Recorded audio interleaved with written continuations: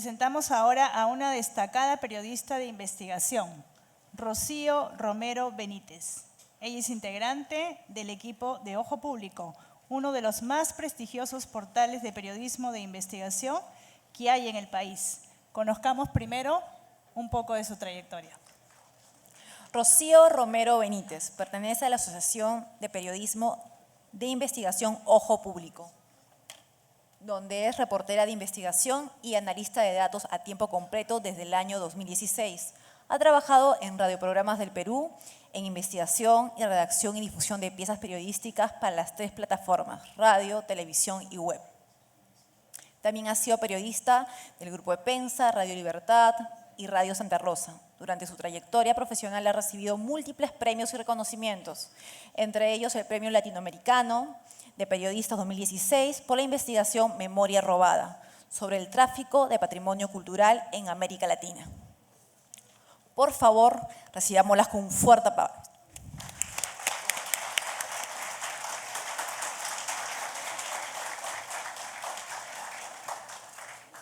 Bienvenida. Gracias.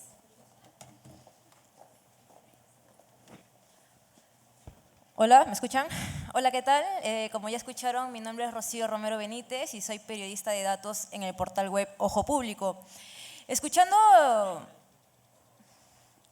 la participación de Ivy, recordé cuál fue mi primer trabajo formal. Y justamente fue en una empresa que organiza eventos en el área de marketing. Primero como practicante y luego como asistente de la gerencia. Estuve casi un año, me encantó muchísimo, pero luego dije, ¿qué estoy haciendo acá? Y no sabía qué cosa hacer. O sea, la paga era muy buena, el ambiente laboral era estupendo, aprendí muchísimo, pero dije, necesito escribir, necesito hacer más cosas a profundidad. Entonces, ya era el 2014, estaba en mi último año de carrera de periodismo en San Marcos y casualmente vi en Facebook un aviso que necesitaban practicantes para un nuevo proyecto que iba a lanzarse, ¿no? Se llamaba Ojo Público. Ojo Público, vamos a ver qué sale. Entonces, apliqué, me entrevistaron, empecé a trabajar voluntariamente en algunos proyectos específicos. Luego empecé a trabajar en EPENSA y colaboraba parcialmente en Ojo Público. Luego ingresé al staff de Ojo Público, pasé por la redacción de RPP casi 2 años y hoy nuevamente regreso a Ojo Público. Entonces, yo quisiera contarles un poco de mi experiencia y el trabajo que venimos haciendo, ¿no? ¿Podrían empezar con la presentación? Sí, por si quieren tuitear, ese es mi usuario, Rocío Romerox. Siguiente, por favor.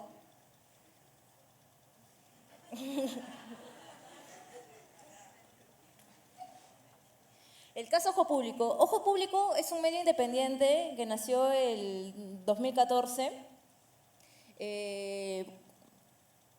por 4 socios que habían dejado la unidad de investigación del diario El Comercio, ¿no? Ahora es un medio reconocido aquí en el país y en el extranjero, pero que tuvo que pasar por muchas fases para ser lo que hoy realmente es, ¿no? Ahora, bueno, por estas semanas estamos centrados en el tema político, pero digamos que nos centramos en hacer proyectos de mediano y largo aliento. Tenemos muchas investigaciones que al final de la presentación les voy a explicar un poco más a detalle, pero muchos se preguntarán, Ojo Público es un medio independiente, ¿cómo se financia? ¿Qué tanta independencia puede tener? ¿Es rentable en realidad? Y les voy a decir que sí, ¿no? Es un medio independiente que se financia principalmente por fondos que aplicamos a organizaciones extranjeras, por donaciones que recibimos a través de nuestros amigos, les decimos los amigos OP, a través de las charlas que brindamos en universidades, talleres que damos aquí en Lima, en provincia, y básicamente por eso, ¿no? Ahora estamos centrados ya en proyectos con miras al 2019. Pero lo que quiero destacar de esto es que este tipo de financiamiento nos permite tener independencia. Este año tuve la oportunidad de estar en ProPublica, que es un medio de investigación y de datos en Nueva York, y el 70% de su financiamiento se debe al aporte que realizan fundaciones allá en Estados Unidos, ¿no? Y el otro 30% a la fidelidad de sus usuarios, ¿no? Que son las donaciones que ellos mismos hacen. Entonces estamos hablando que el 100% de ProPublica se financia con dinero que no ingresa por publicidad. Si ustedes entran a su página propublica.org, no van a ver ningún tipo de anuncio publicitario, ¿no? Y eso de alguna manera le permite tener experiencia. Yo he tenido la oportunidad de trabajar en medios tradicionales y de verdad que tener un poco de publicidad, no es que te limite, pero llega por ahí en un momento en que, pucha, ¿no? La tienes que pensar. Y eso es lo que queremos replicar en Ojo Público, ¿no? Si ustedes ingresan a nuestro portal web, no van a ver ningún tipo de publicidad. Siguiente, por favor. Cuando me entrevistaron en Ojo Público, me preguntaron, ¿sabes usar Excel? Y yo dije, por supuesto, no tenía ni idea ni de cómo se abría, porque en la facultad donde yo estudié en San Marcos, nunca me enseñaron ese programa, nunca hablamos de periodismo de datos, solo de periodismo de investigación, entonces para mí era todo nuevo. Entonces, lo que empecé a hacer era a ver tutoriales en internet, en YouTube, de clases, algún tipo de programas que daban periodistas de otros medios, ¿no? A nivel latinoamericano y a nivel norteamericano. Entonces, luego de eso empecé como que a empaparme más con la ayuda de los chicos fundadores. Entonces, todo el conocimiento que adquirí prácticamente fue empírico, ¿no? No recibí ningún tipo de capacitación en mi universidad y creo que hasta ahora las universidades acá en el Perú todavía no tienen incluida en la currícula el periodismo de datos. Tal vez como talleres o como cursos libres, pero no como algo que sea parte de la malla curricular, ¿no? De los 5 o 6 años de carrera de uno. Entonces, pensaba darles una charla sobre periodismo de datos, pero no quiero aburrirlos, ni tampoco quiero cargarlos de tanta información en tan poco tiempo. Entonces voy a hacer un resumen de varias cosas para que tengan una idea de cómo trabajamos en Ojo Público, ¿no? Para mí, el periodismo de datos es una mezcla de muchísimas cosas. Este es un esquema que prepara la periodista Sandra Cucinelli sobre qué incluye periodismo de datos, ¿no? En realidad, mucha gente dice, tú eres periodismo de datos, pero no haces investigación. No, están en error, porque en realidad en el periodismo de datos hacemos muchas cosas.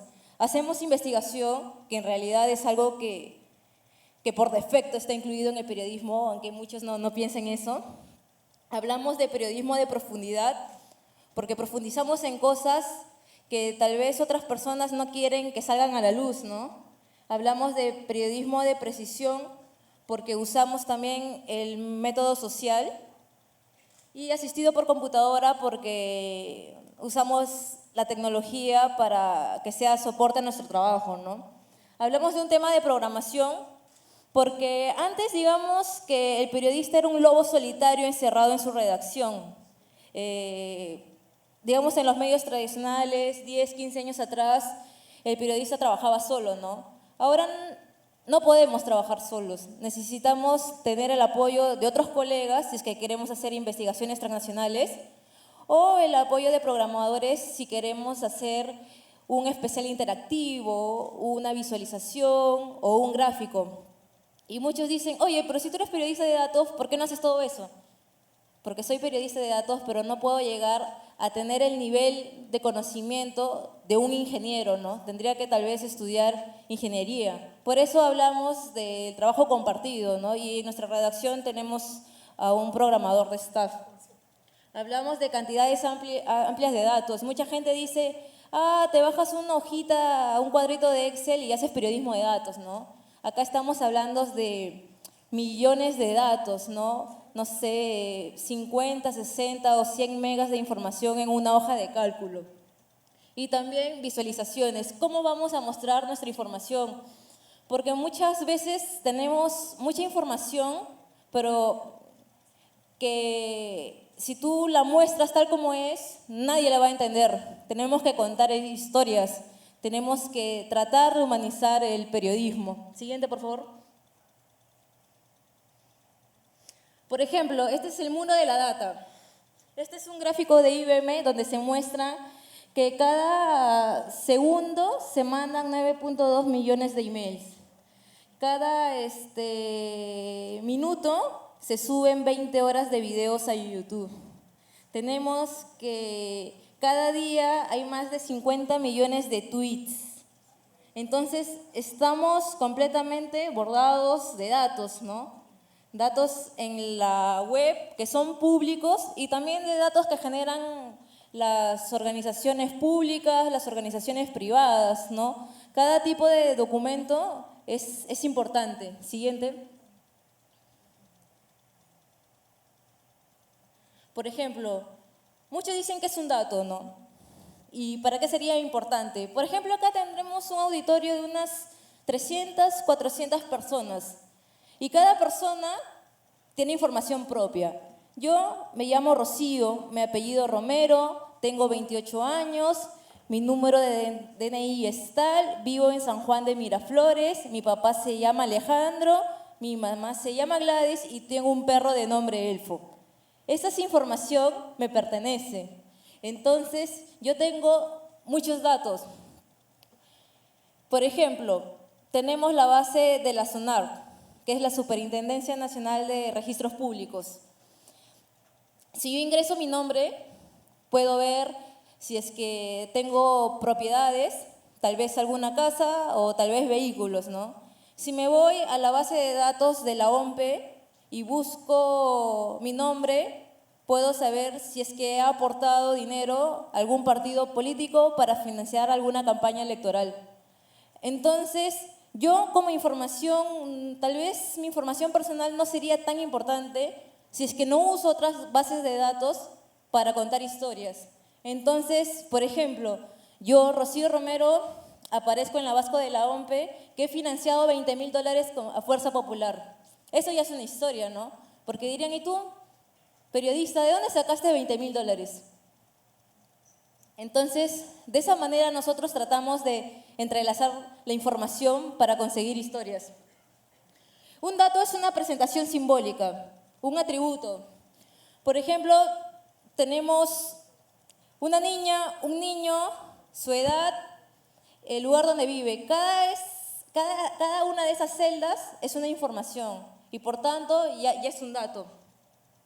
Y el atributo es una especificación que define una propiedad de un objeto, un elemento. Es la información que también tenemos de eso, ¿no? Que puedo tener millones de atributos, ¿no? Siguiente, por favor. Así me pongo yo a las 3 de la mañana cuando estamos en cierre.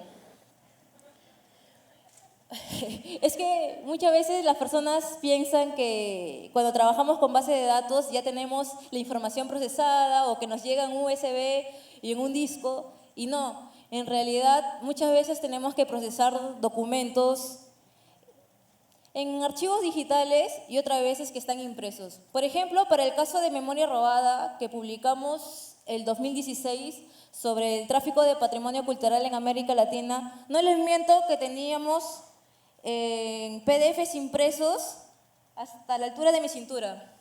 Entonces nos demoramos como 3 a 4 meses en procesar toda esa información manualmente.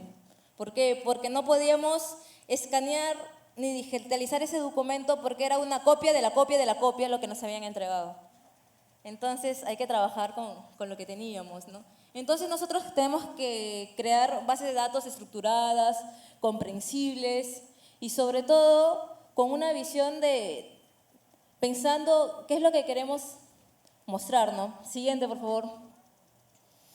Y como les dije, los datos no es que nos lleguen en un USB o nos lleguen en un disco, ¿no? Y tampoco piensen que los datos están en la red, ¿no? ¿Ustedes vieron esa película? Muy buena, por cierto. Y bueno, ese es un caso perfecto que podría retratar un poco mi exposición. Entonces nosotros conseguimos información de diferentes fuentes. Tenemos información que conseguimos a través de solicitudes de acceso a la información pública, información que scrapeamos, que eso significa que ingresamos al portal web de cierta entidad y descargamos todas las bases de datos que querramos, ¿no? PDFs, Word. Y es curioso porque el 2016, cuando estuvimos haciendo memoria robada, empezamos a jugar, esto sin la ayuda de un programador, ¿no? Un colega y yo empezamos a jugar con las URLs del Ministerio de Cultura.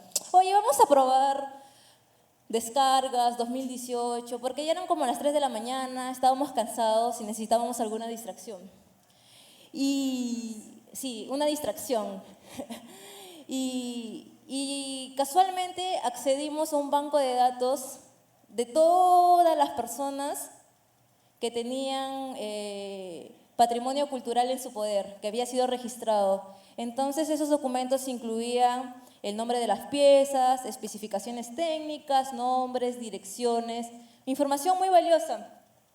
Pero que dijimos, oye, ¿y esto por qué está así, no? Tal vez un descuido de la entidad. Bueno, nosotros lo tenemos ahí y espero que en algún momento podamos hacer algo con eso, ¿no? Siguiente, por favor.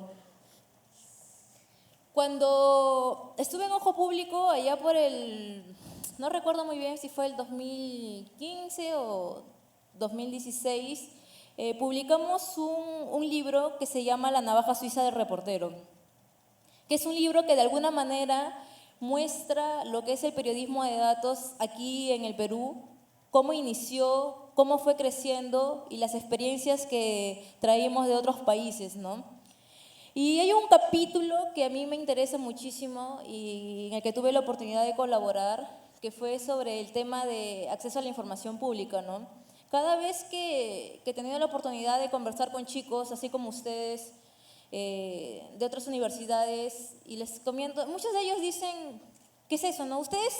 ¿Alguno de ustedes acá conoce la ley de transparencia? Uy. Bueno, no importa, hoy día van a saber qué cosa es. Bueno, para nosotros es un mecanismo que nos permite solicitar información al Estado y algunas entidades no públicas. La puede usar cualquier persona, no es necesario que te identifiques como periodista para solicitar información. Y hacer un pedido en realidad es sencillo, ¿no? Puedes coger el formato de la página web o armar el tuyo. Necesitas poner el nombre de la entidad, qué es lo que pides, tus datos, dirección, teléfono, cómo quieres la información y ya entregar la promesa de partes o, si es que tienes suerte, es a través del portal web, ¿no? Que acá en el Estado todavía no todas las entidades lo tienen implementado. Entonces, esta es una herramienta muy importante que fue, la ley entró en vigencia durante el gobierno de Alejandro Toledo porque nos permite solicitar información que no está al alcance muy fácil de nosotros, ¿no? Entonces, si tú eres minucioso y tal vez entras, no sé, pues al Ministerio de Salud y quieres ver, y ves en su portal de transparencia las adquisiciones que ha tenido entre el 2010 y el 2012, ¿no? Y tú dices, y las del 2006, las del 2005, que no están en la web, vas, las pides, ¿no? Y tienes el derecho a recibir la información. Justamente cuando hicimos memoria robada, solicitamos cierta información al Ministerio de Cultura, y no nos dieron alegando que entregar la información atentaba contra el secreto comercial. Entonces nosotros apelamos a esa respuesta y presentamos un habeas data, que es un documento donde yo estaba especificando por qué considero necesario tener esa información y por qué creo que ustedes no estarían atentando contra el secreto comercial. Entonces ya han pasado 2 años y recién ha pasado a segunda instancia.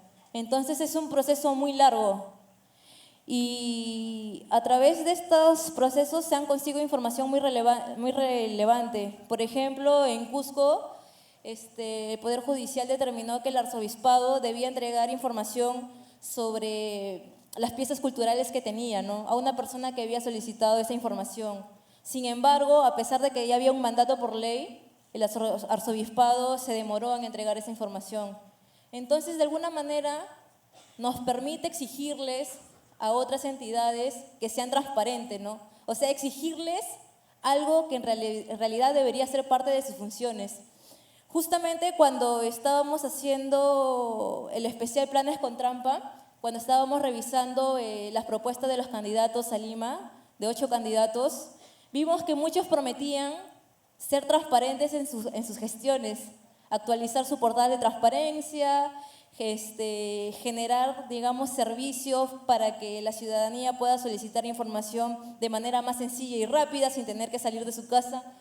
Entonces yo decía, ¿por qué prometen algo que en realidad es parte de sus funciones?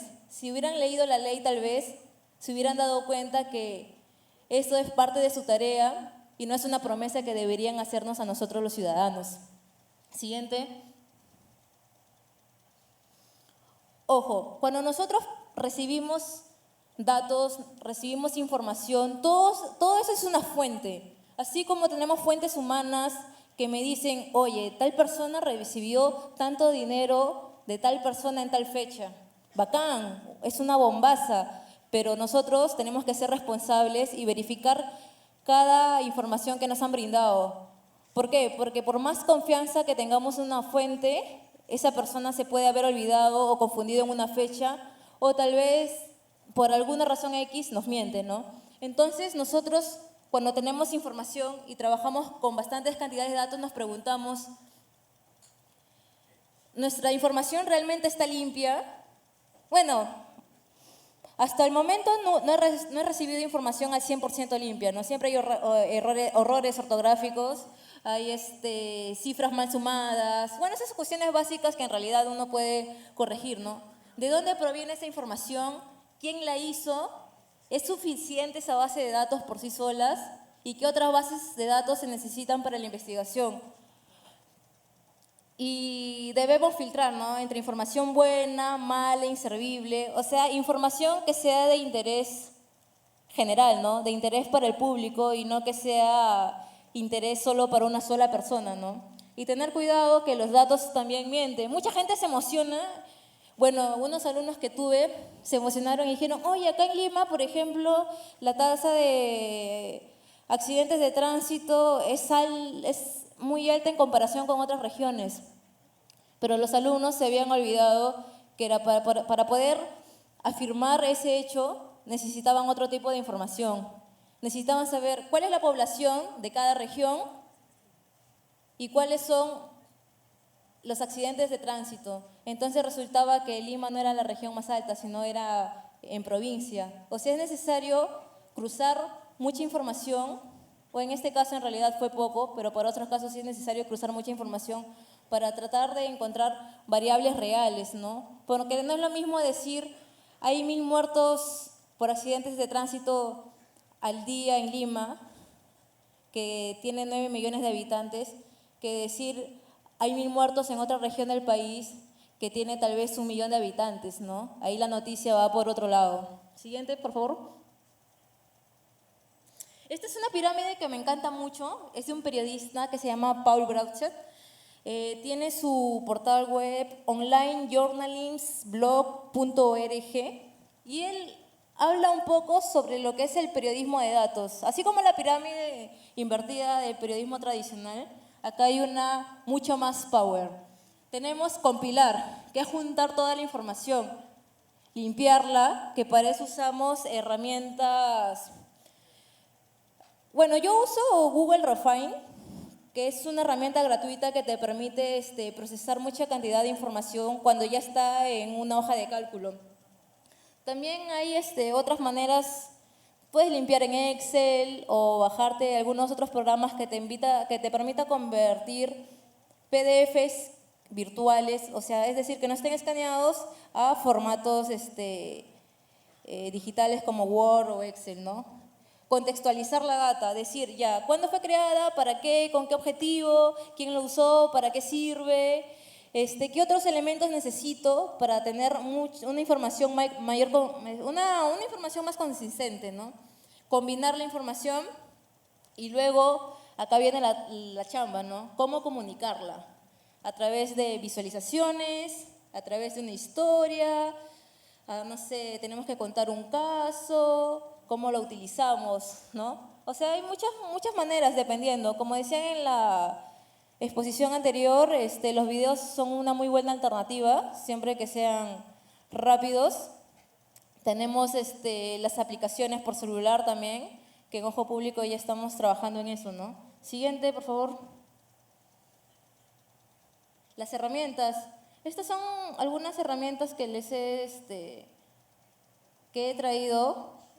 Yo todas esas herramientas las aprendí en mi mesita, con mi computadora y con mi taza de café, porque en realidad no había nadie que me enseñara a usarlas. Siguiente.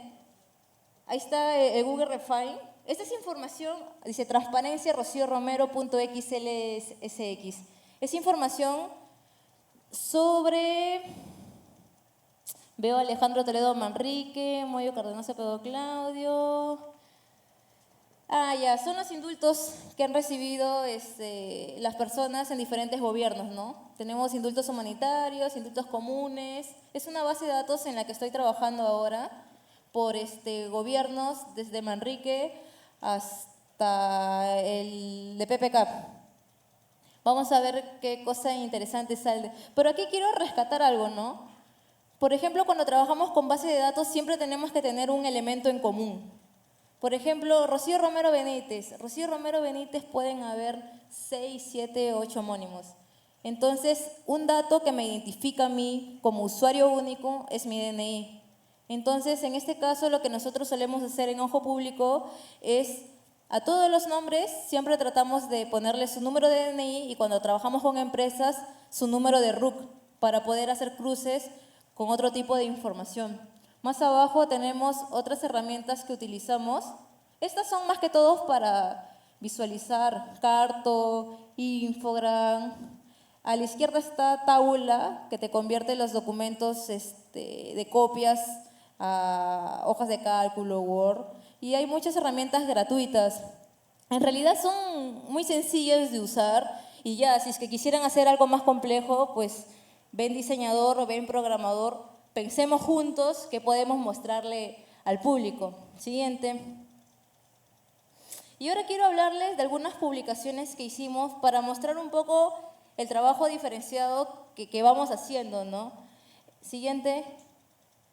Esta es una de las últimas publicaciones que tuvimos en nuestra sección de fact-checking de Ojo Biónico, que fue un análisis de 406 propuestas de 8 candidatos a la alcaldía de Lima. En realidad quisimos hacer el análisis de todos los candidatos, pero éramos pocas personas, el tiempo estaba en contra y salimos con esto, ¿no? Y en realidad, después de la publicación, muchos candidatos a través de sus asesores de prensa nos llamaron, oye, pero esto no es así, que si es una promesa, que por qué no te has comunicado, oye, acá tengo el registro de las 20 llamadas que te he hecho, de los 5 correos que te he enviado y ustedes no han querido darnos una entrevista.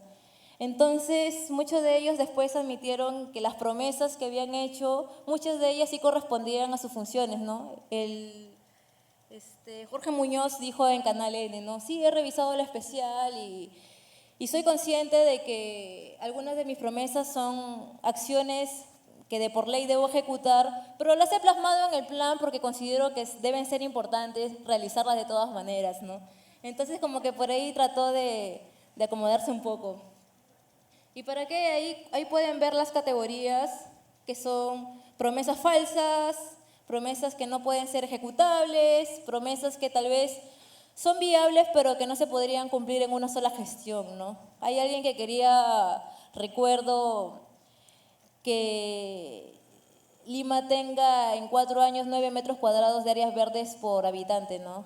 O sea, ahorita estamos que al 2% y llegar a 9 en 4 años sin los detalles técnicos correspondientes especificados es imposible de alcanzar, ¿no? Y no es que eso lo hayamos hecho con nuestros conocimientos, ¿no? Aquí leímos más de 60 documentos, entrevistamos a 10, 12 profesionales en diferentes materias.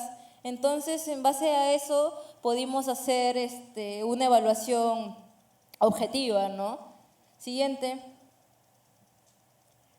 Esta es una publicación que también hicimos en Ojo Públicos. Se llama Los Acuatenientes, una investigación con drones sobre el impune saqueo del agua y las paradojas del milagro exportador en el Perú. Entonces trata sobre las concesiones de agua que han tenido algunas empresas en Ica. Entonces muestra cómo ha ido descendiendo los niveles de agua y cómo han ido aumentando las concesiones. Pero el detalle de ese trabajo es que, pucha, tú dirías, ¿cómo puedo ver un pozo de agua y cómo puedo hacer que la gente en realidad comprenda la magnitud del problema? Entonces, para eso trabajamos con drones. Es un trabajo colaborativo. Si ingresan a Ojo Público pueden revisarlo, ¿no? Siguiente. Este es un proyecto de salud que se llama The Big Pharma Project, que le llamamos el botiquín comparador, que mostramos cómo diferentes medicinas para diferentes enfermedades en algunos casos muy graves, hablamos de cáncer, diabetes, VIH, hepatitis B, tienen diferentes precios con diferentes farmacéuticas, ¿no? Entonces vemos ahí todas las variaciones que hay. Este es un especial muy grande que refleja digamos, la magnitud de las empresas farmacéuticas transnacionales aquí en el país. Y hay un último trabajo que me gustaría comentarles, al que le tengo un poco más de aprecio personal, porque lo publicamos el 2000. ¿Cuándo fueron las últimas elecciones? Las pasadas. 2016, ¿cierto? Lo publicamos el 2016. Siguiente, por favor. Se llama Los deudores de la corrupción y muestra las deudas que tienen las personas sentenciadas por corrupción, por reparaciones civiles. Entonces, las deudas impagas, exacto.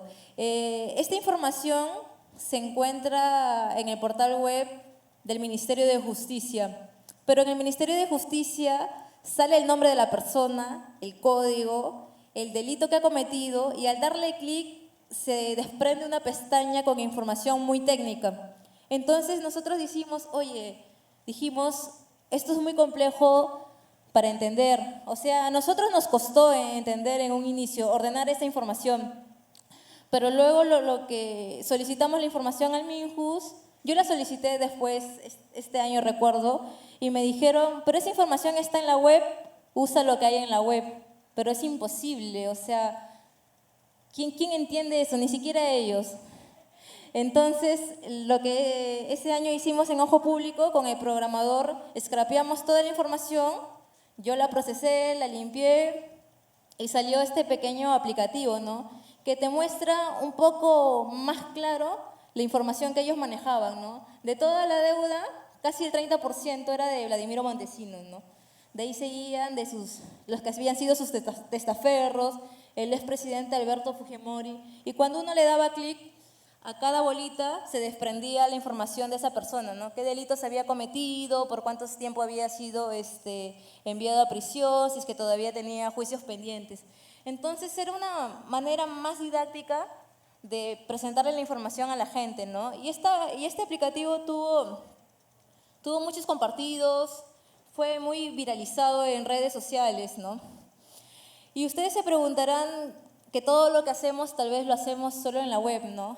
Ahora nosotros comprendemos también la importancia de llegar a aquella gente que no tiene acceso a internet, que todavía consume el diario, que tal vez solo se informa por radio. Entonces, por eso tenemos muchas publicaciones en alianzas con otros medios, ¿no? Uno de ellos es La República, que cuando tenemos alguna información, que no necesariamente hayamos trabajado con ellos, publicamos en simultáneo, ¿no? Y eso nos permite de alguna manera llegar a más público.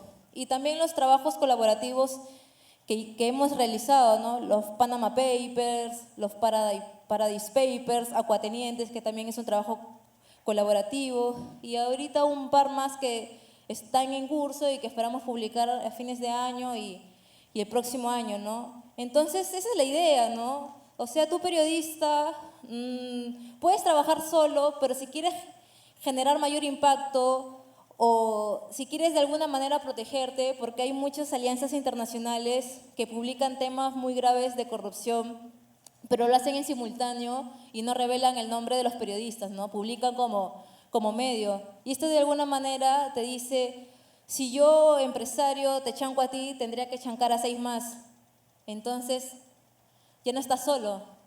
Y eso es algo que en realidad a mí me emociona bastante y me gusta, y es algo que hemos venido aprendiendo en Ojo Público, ¿no? O sea, no es que los socios fundadores eran capos de periodismo de datos, ¿no? O sea, ellos venían de trabajar 10, 15 años en medios tradicionales. Entonces, compartir su trabajo con otra persona, de alguna manera al inicio fue un poco reacio, ¿no? Oye, ¿yo por qué tendría que compartirte mi fuente? Pero después te das cuenta que con toda la información que tenemos, con los proyectos en curso, no puedes abarcar todo solo, ¿no? Necesitas decir, ya tú haces esto, tú me puedes ayudar con esto, para poder seguir haciendo lo que nos gusta, que es hacer periodismo. Y la ventaja que tenemos en Ojo Público, como lo mencioné al inicio, es que mantenemos nuestra independencia. Entonces eso nos permite publicar cosas que incomoden a otras personas, ¿no? Y tal vez alguien se preguntará, pero si ustedes reciben dinero de una organización, ¿cómo sé yo que nunca vas a publicar en contra de esa organización? Bueno, principalmente recibimos dinero de ONGs, ¿no? Y cada vez que lo hacemos, incluso cuando recibimos donativos de ciudadanos, tenemos una especie de contrato, ¿no? Que dice que todo el material editorial es responsabilidad de Ojo Público, ¿no? Y que tú como aportante puedes tal vez presentarnos algunas ideas, algunas propuestas o temas que quisieras ver en nuestro portal web, pero no tienes decisiones editoriales, ¿no? Entonces es algo que a nosotros nos identifica. Y quiero finalizar con un caso muy interesante que comentó Janine Warner, que es fundadora de Simbramedia, una organización sin fines de lucro que impulsa el periodismo independiente en medios digitales nativos. Y ella nos contó un caso en Estados Unidos, si no me equivoco, de un fundador de un medio que en época electoral, ¿no? Un candidato había venido y oye, quiero apoyar a tu medio con $50,000. Entonces, wow, son $50,000, estamos en crisis, necesitamos ese dinero. Entonces, recibir $50,000 del candidato A significaba de alguna manera, pucha, de repente, ¿qué es lo que quiere ese candidato, no? Tal vez que no cubramos cosas sobre su partido. Entonces, lo que hizo ese periodista fue ir donde el candidato B y le dijo, oye, el candidato A me ha dado $50,000, yo te doy los otros 50,000. Entonces, tuvo $100,000 y nadie le pudo decir que había sido financiado solamente por un partido, ¿no? En realidad había sido financiado por los dos y a pesar de eso sacó cosas de los dos, ¿no? O sea, no perdió su independencia. Y eso es lo que nosotros hacemos y es lo que me gustaría que tal vez aquí algún emprendedor en los próximos años también haga. Gracias.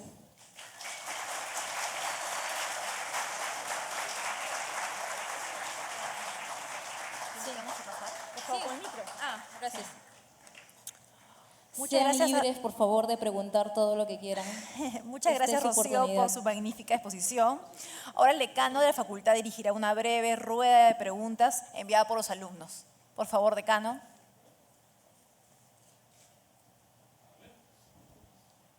A ver, tenemos muchas preguntas y algunas sumamente interesantes. La mayoría de los periodistas aspiran a trabajar en un periódico, un canal o una radio. ¿No está muy desarrollado el periodismo de datos en el Perú o sí? Yo creo que todavía no, que todavía estamos en pañales. Si es que hacemos una comparación con medios latinoamericanos, medios europeos o medios de Estados Unidos.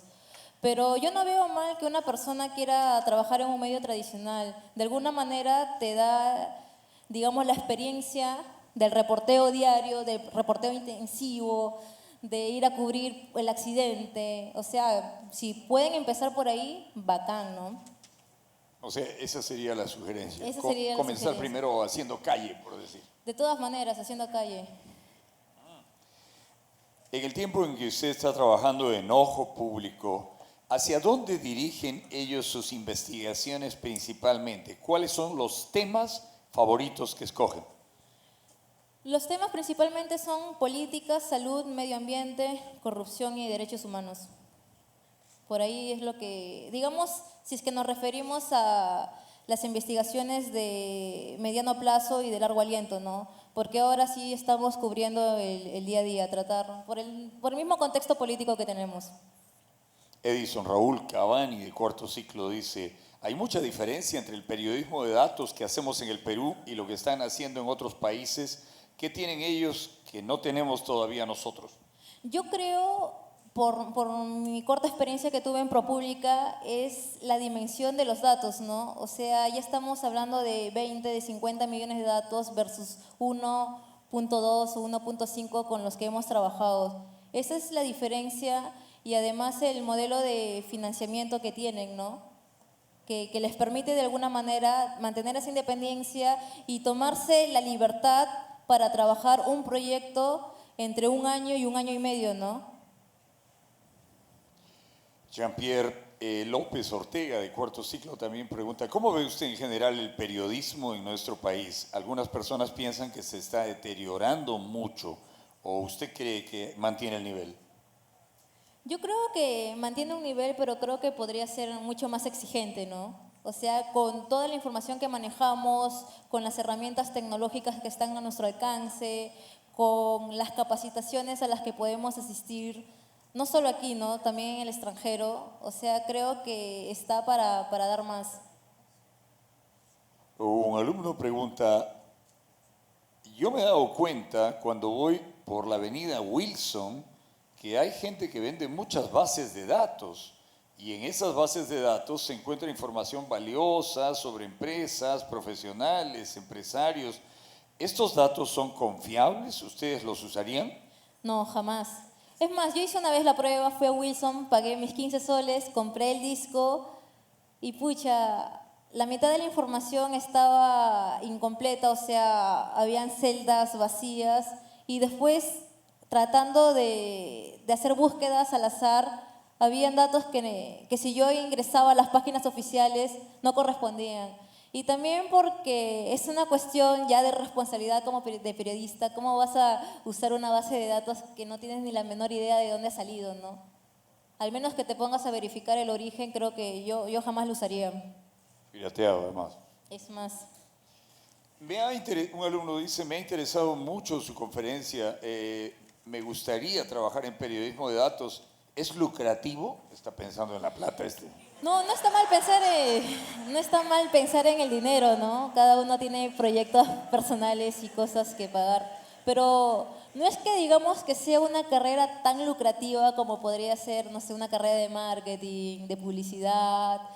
Pero hay que pensar estratégicamente, ¿no? O sea, eres periodista de datos, ¿qué más podrías hacer como periodista, no? Dictar talleres, ser profesor, crear tal vez alguna empresa. Entonces, de alguna manera, yo puedo decir por mi experiencia que ser periodista de datos te permite comer bien y también te permite darte algunos gustos, ¿no?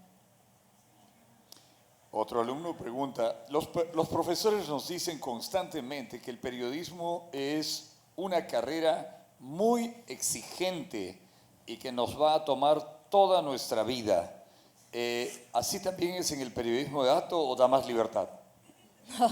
Yo creo, desde mi punto de vista, que el periodismo es uno solo, ¿no? Pero que, o sea, sí es sacrificado. Acá sí, no es por nada, pero hemos tenido amanecidas, cierres de 2, 3, 4 días seguidos. Entonces, pero por el mismo hecho que nosotros cuando recibimos financiamiento y hacemos nuestras propuestas, tenemos que explicarle a la organización que nos financia qué día vamos a publicar. Entonces, no podemos decirle publicamos el 20 de abril y salimos el 28, no es una responsabilidad que ya tenemos con ellos. Y si en algún momento nos hemos retrasado con algo, tenemos que acelerar el ritmo. Bien, Gerson Ramírez, de 10º Ciclo, dice, ¿Qué plataformas nos recomiendas visitar para sacar el máximo provecho de la información y de la data, aquellos que tenemos interés en esta especialidad del periodismo? ¿Qué plataformas? Yo recomendaría ProPublica por las investigaciones de largo aliento y por el impacto que han generado en su país. Y también por el hecho de que no solo publican ellos, no hacen alianzas con NPR, con el New York Times, con Univision para hacer también publicaciones en castellano. Les recomendaría visitar sobre todo acá en América Latina La Nación Data, ¿no? Que es una de las organizaciones que ha recibido la mayor cantidad en premios de los Data Journalist Award, que es, digamos, el premio a la excelencia en el periodismo de datos, que de alguna manera cuando tú ves las publicaciones dices, oye, pero en realidad existía eso. Eso es lo que ellos hacen es procesar la información y publicar temas que estén más cercanos a las personas, temas sencillos, pero que de alguna manera generan impacto. Yo les recomendaría que visiten esa web. Si el alumno dice, ¿en qué manera se diferencia el trabajo que usted hace en periodismo de datos de los bloggers y youtubers que también a veces manejan información periodística? Pueden manejar información periodística, pero creo que el punto está en la cantidad de información que manejan, ¿no? No creo que al menos un youtuber por aquí haya hecho alguna investigación con 3.4 millones de datos o procesado información de mucho alcance, ¿no? Y me gustaría que esa persona me diga qué youtuber es para ir a googlearlo, ¿no? Sí, me ha llamado la atención en realidad eso. Pero no, el trabajo sí es diferenciado, ¿no? Estamos hablando de periodismo, de investigación, de profundidad. O sea, seguimos toda la metodología, ¿no? Entonces, creo que eso no se podría hacer en un par de días. Vivimos, alumno solamente ha puesto de octavo ciclo, vivimos en una época de fake news. Las redes sociales están invadidas de fake news. Hoy mataron a Pérez de Cuéllar. Sí, pues. ¿Qué opinas sobre eso? Yo recuerdo, no voy a mencionar el medio, pero que se hacía publicidad a sí mismo diciendo, tienes que consumirnos porque nosotros verificamos la información que te damos. Entonces, es como el candidato que te promete cosas que debe hacer, ¿no? O sea, ¿cómo puedes decir que tu aporte es verificar la información si es parte de tu trabajo, ¿no? Un periodista que no verifica puede caer en el error. Y sí, ¿no? De todas maneras tenemos muchas fake news. El último caso que he visto es con las elecciones de Brasil, que han salido muchas cosas. Y de alguna manera nosotros tenemos nuestra sección de Ojo Biónico donde tratamos de desmentir esas afirmaciones, ¿no? Básicamente lo hacemos a través de las declaraciones que han hecho personajes públicos, ¿no? Y una última pregunta, alumno de sexto ciclo dice, he revisado su portal y he visto investigaciones muy interesantes, pero no encuentro nada sobre el caso de Keiko Fujimori y las investigaciones de corrupción. ¿Por qué? Debe ser porque esas investigaciones no están en la sección especiales de News App, sino están en la parte de publicaciones diarias. Entonces, si tú revisas, creo que esta semana hemos publicado entre 3 y 4 investigaciones, notas informativas que hablan sobre los aportes que ha tenido Fuerza Popular e incluso hace unos años publicamos Fondos de Papel, ¿no? Que te muestra, digamos, todo el dinero que ha recibido Fuerza Popular a través de sus cócteles, de sus donaciones. Creo que si haces una búsqueda un poco más precisa, podrías llegar a esa información. Sí, la va a encontrar. Gracias. Nuevamente, gracias muchas gracias a Rocío. Y ahora nuestro decano hará entrega de un diploma y un presente en nombre de los alumnos. Por favor, decano.